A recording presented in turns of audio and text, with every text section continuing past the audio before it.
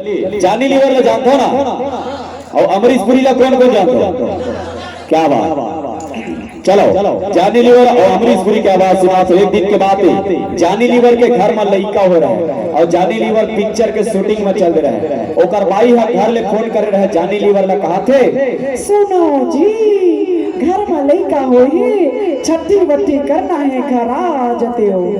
तो जानी लीवर कहा थे घर में लड़का हो है और लड़का के रोए के आवाजें नहीं आते। तो कर महतारी जबरदस्ती लड़का ले चिमाच के रोवत रहे और लड़का रोवत रहे। कैसे रोए बताओ?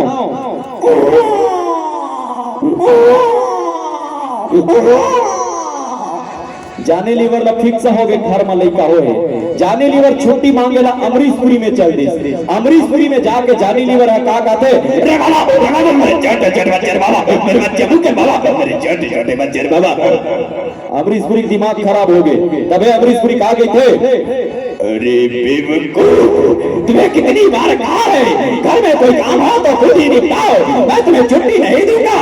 अरे भाई घर में बच्चा हुआ है, मिठाइयाँ बांटो मिठाइयाँ। अच्छा लगे सुने एक बार जोरदार ताली बजाओ। चलो आप सब ऐसे हंसत रहो, मुस्कुरा